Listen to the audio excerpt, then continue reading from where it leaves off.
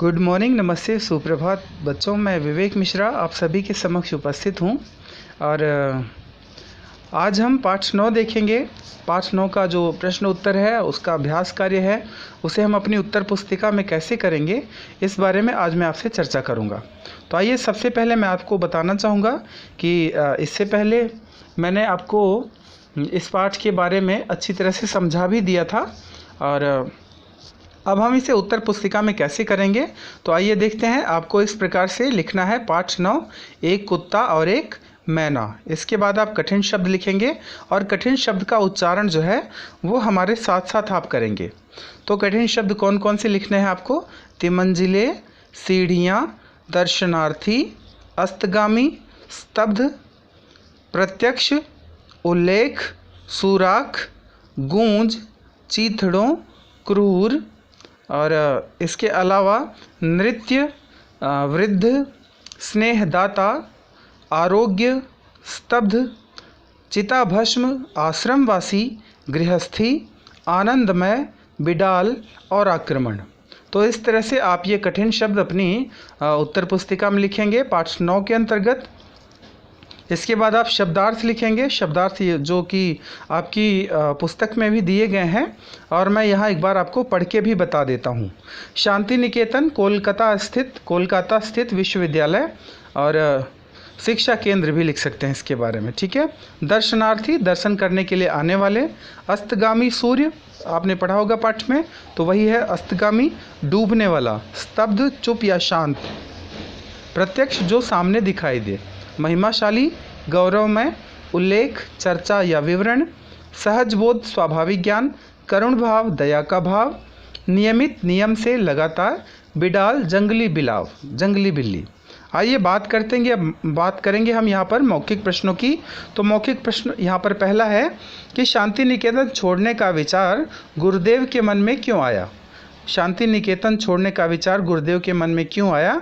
इसका उत्तर आप लिखेंगे कि शांति निकेतन में बहुत भीड़ भाड़ थी और गुरुदेव भीड़ भाड़ से दूर रहना चाहते थे, इसलिए उनके मन में शांति निकेतन छोड़ने का विचार आया, ठीक है। इसके बाद है दूसरा प्रश्न। गुरुदेव लेखक को देखते ही मुस्कुराकर पूछते हैं, दर्शनार्थी है क्या? इससे गुरुदेव के स्वभाव की कौन सी विशेषता प्रकट होती है? आप यहाँ पर उत्तर लिखेंगे कि दर्शनार्थी हैं क्या, इस वाक्य से पता चलता है, यहाँ पर पता होगा, ओवर राइटिंग हुई है यहाँ पर। तो इस वाक्य से पता चलता है कि गुरुदेव मजाकिया स्वभाव के व्यक्ति थे या थोड़ा मजाक करते थे। ग प्रश्न है, देखा तुमने ये आ गए, ये शब्द गुरुदेव ने किसके लिए कहे? उत्तर लिखेंगे आप, देखा तुमने ये आ गए, और इसके बारे में यहाँ पर उत्तर लिखा जाएगा कि गुरुदेव ने ये शब्द अपने कुत्ते के लिए कहे। उनका कुत्ता था जो कि उन्हें पता करते हुए वहाँ पर पहुँच गया था। फिर है प्रश्न घ, कुत्ते के बारे में लिखी कविता पढ़कर लेखक को कौन सी घटना याद आती है? उत्तर लिखेंगे यहाँ पर कि कुत्ते के बारे में लिखी कविता पढ़कर लेखक के सामने श्री निकेतन की वह घटना प्रत्यक्ष हो जाती है जिसमें कुत्ता बिना स्थान जाने ही 2 मील दूर अपने स्नेहदाता अर्थात गुरुदेव के पास पहुंच जाता है, ठीक है। अभी इसका जिक्र मैंने किया भी था। अगला प्रश्न है, मैना के मुख पर छाए करुण भाव के बारे में लेखक ने क्या अनुमान लगाया?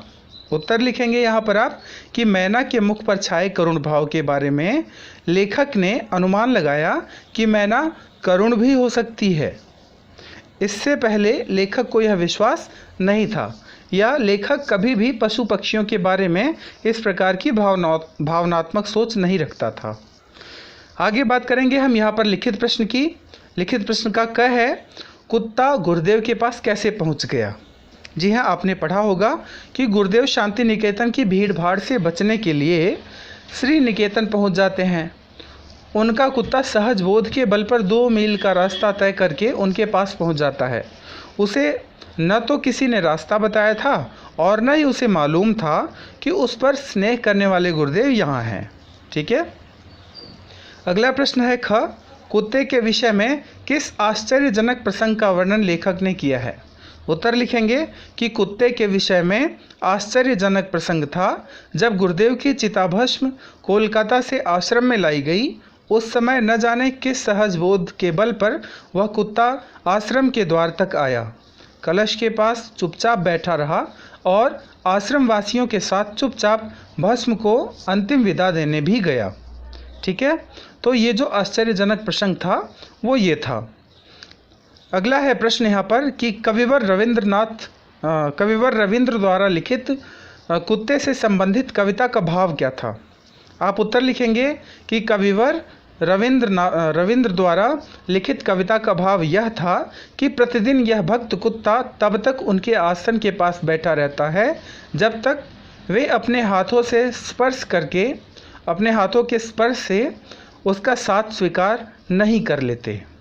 ठीक है, अगला प्रश्न है मैना दंपति घोंसला बनाने के लिए क्या क्या करते थे। उत्तर लिखेंगे मैना दंपति अपना घोंसला बनाने के लिए तिनके और चीथड़ों का ढेर लगा लेते और किसी भी खाली जगह का उपयोग कर लेते। ठीक है, अगला प्रश्न है कि मैना और उसके पति की बातें वार्तालाप के रूप में लिखिए।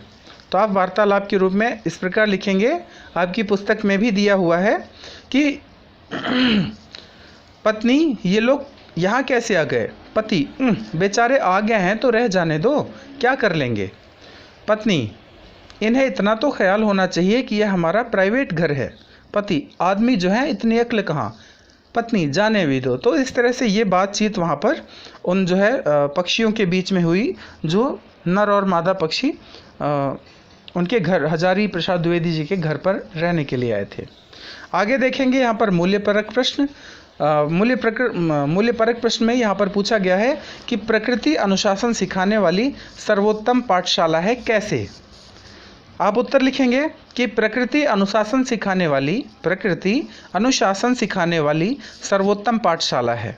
प्रतिदिन सूर्य का समय पर उदय होना, अस्त होना, ऋतुओं का क्रम से आना व जाना, फलों व फूलों का निश्चित समय पर लगना आदि उदाहरणों से पता चलता है कि प्रकृति अनुशासन का सबसे बड़ा स्रोत है। गतिविधि आपको करनी है कि रविंद्रनाथ की कुछ सूक्तियाँ एकत्रित करके चार्ट पेपर पर लिखकर कक्षा में लगाइए। तो अभी कक्षा में नहीं लगाना है आपको, आप अभी एकत्रित करके रखिए और जब आपको विद्यालय में आने का जो है विधान होगा तो हम ये गतिविधि भी करेंगे। कक्षा परीक्षा से संबंधित यहाँ पर कुछ प्रश्न हैं जिन्हें आप अपनी उत्तर पुस्तिका में लिखेंगे और इनके उत्तर भी आपको स्वयं से ही लिखने हैं। निम्नलिखित प्रश्नों के अर्थ लिखो। अस्तगामी, प्रत्यक्ष, उल्लेख और बिडाल। प्रश्न 2 है शांति निकेतन छोड़ने का विचार गुरुदेव के मन में क्यों आया। प्रश्न 3 है कुत्ते के बारे में लिखी कविता पढ़कर लेखक को कौन सी घटना याद आती है। चौथा प्रश्न है कुत्ता गुरुदेव के पास कैसे पहुंच गया। और 5वां प्रश्न और आखिरी प्रश्न है कि मैना दंपति अपना घोंसला बनाने के लिए क्या करते थे। तो मैना दंपति अपना घोंसला बनाने के लिए क्या करते थे, इसका उत्तर भी आपको कक्षा परीक्षा के अंतर्गत अपनी उत्तर पुस्तिका में देना है।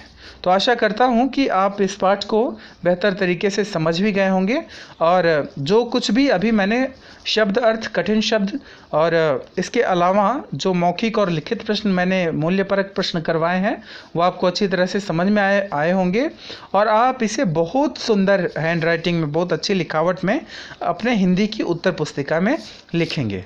ठीक है, धन्यवाद। आपका दिन शुभ और मंगलमय हो।